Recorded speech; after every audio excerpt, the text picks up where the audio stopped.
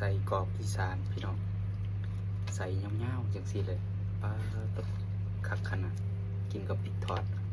พระเจ้าไปชิมน้ำร้อนฟังพระเจ้าเคยเบิร์ดไฟบ่